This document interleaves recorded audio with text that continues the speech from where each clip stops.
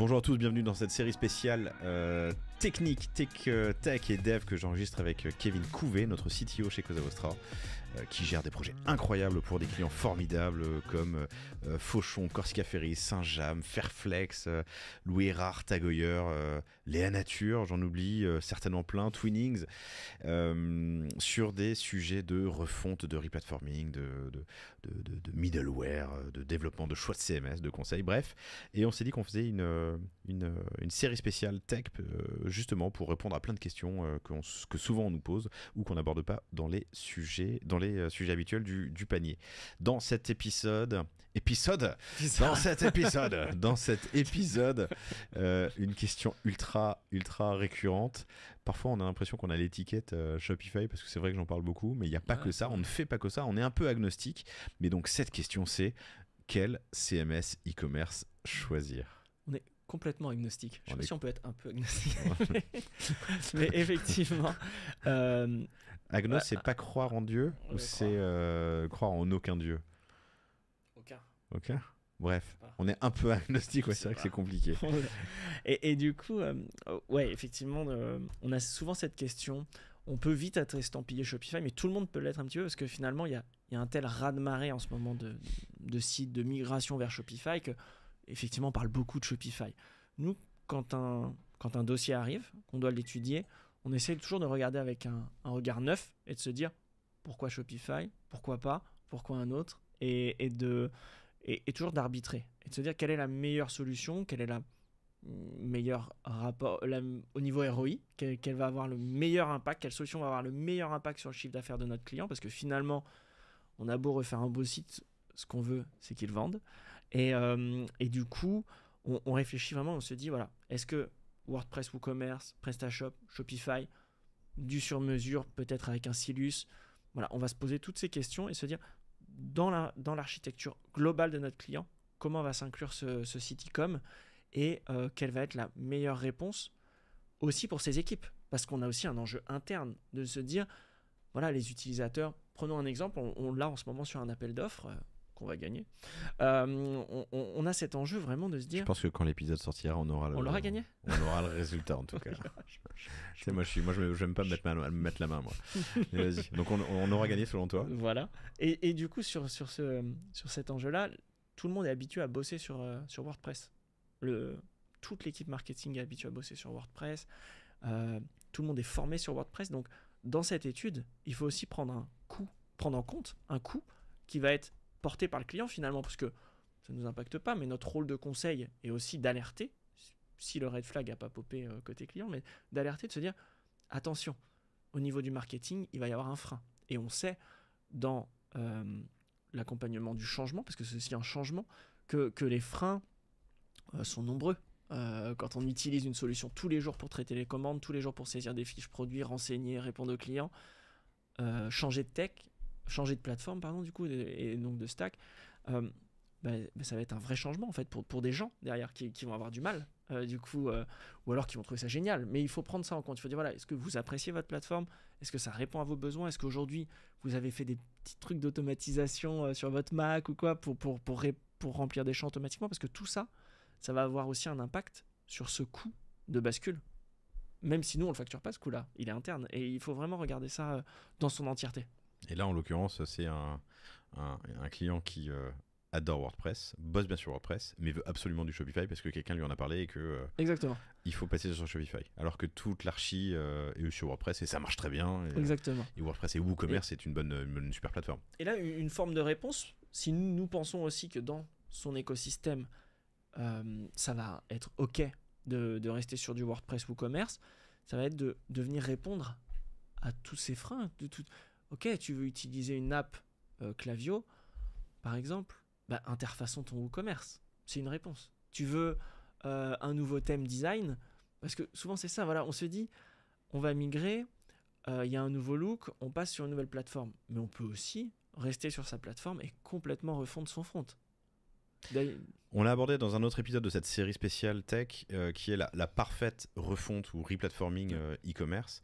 Et dans les éléments qu'on aborde, il y a justement de bien préparer et de mapper à la fois ce qu'on a, ce qu'on veut, mais voilà, son besoin. Et ensuite, tous les CMS ne répondent pas exactement de la même manière à ce besoin. Exactement.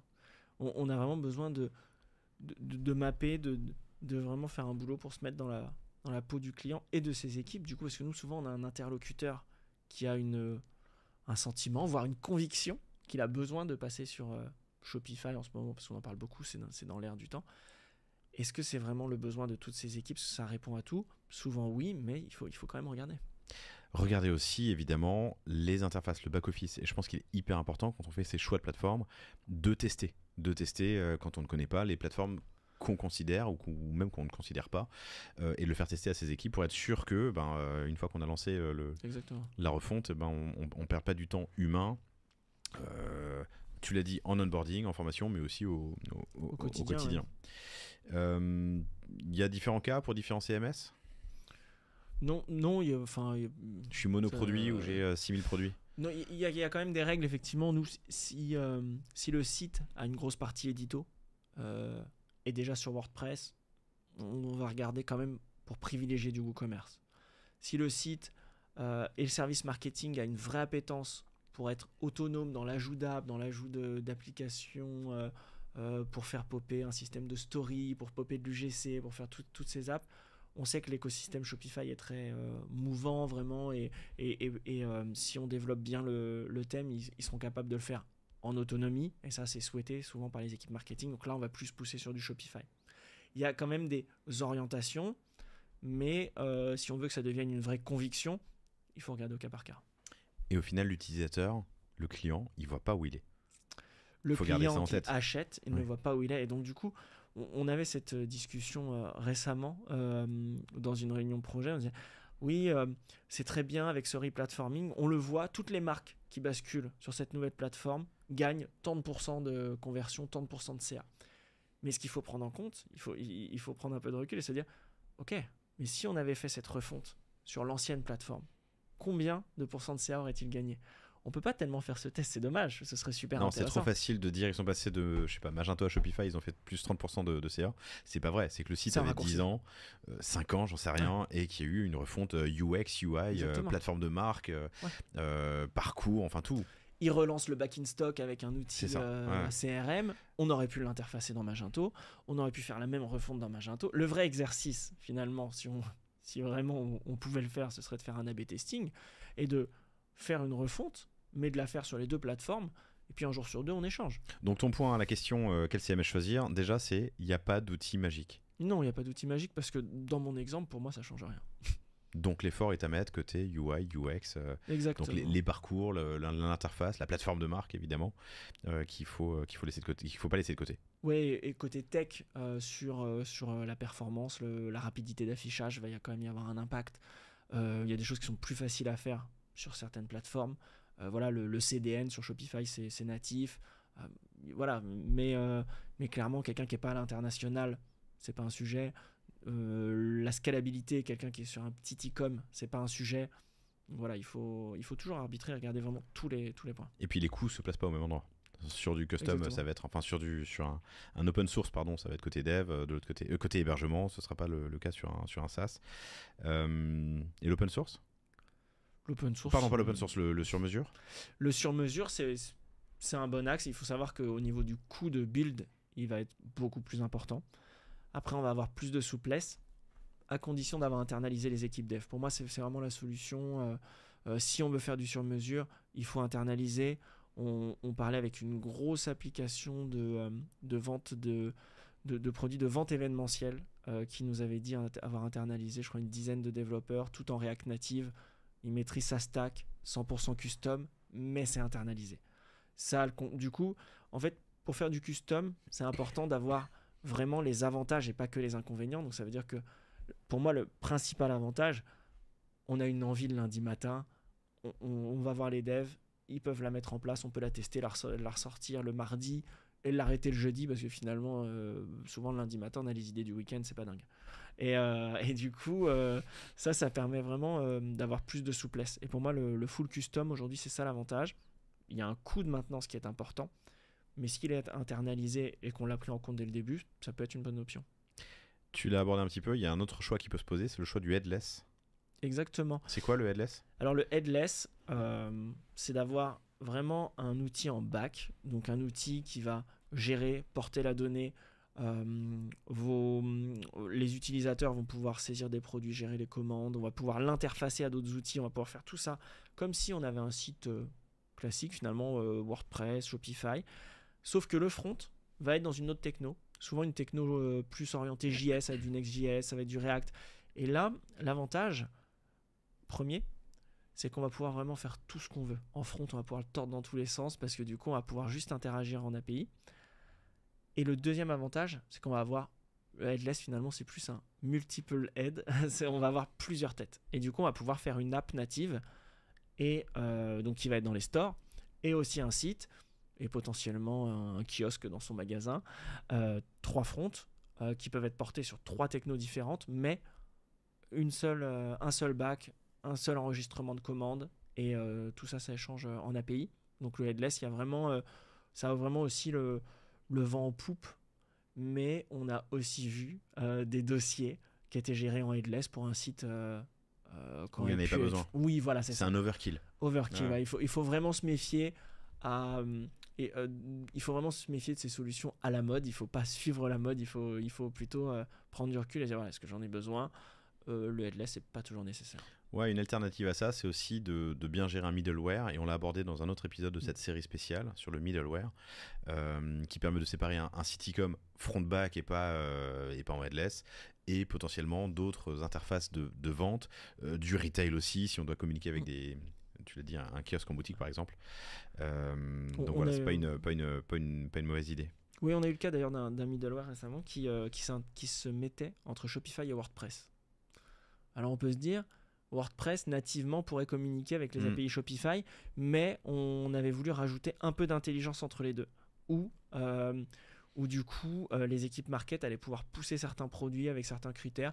C'est un tout petit middleware, mais ça permettait un peu de surcoucher l'API Shopify pour pouvoir répondre au WordPress avec, si on est dans un article donc de contenu, les bons produits à suggérer selon le contenu.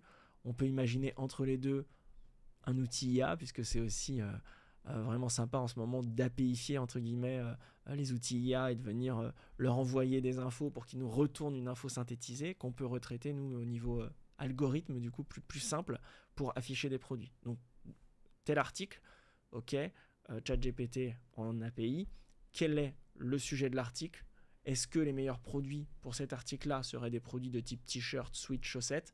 Et là on va chercher ça après via l'API Shopify.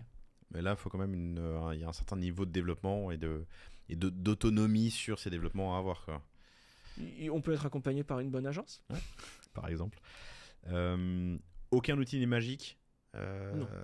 C'est pas parce que vous passez sur l'outil qui est à la mode et dont tout le monde parle ce mois-ci que ça va changer la face du monde. Écrivez bien votre besoin pour pouvoir justement qualifier les outils qu'il y aura en face. Les coûts seront pas au même endroit. Ce qui va nous coûter en hosting d'un côté, on l'aura pas de l'autre. Ce qui va nous coûter en dev, on l'aura pas forcément de l'autre.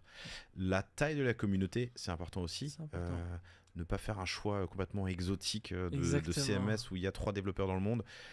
Aucune solution est immortelle, je pense. Ouais.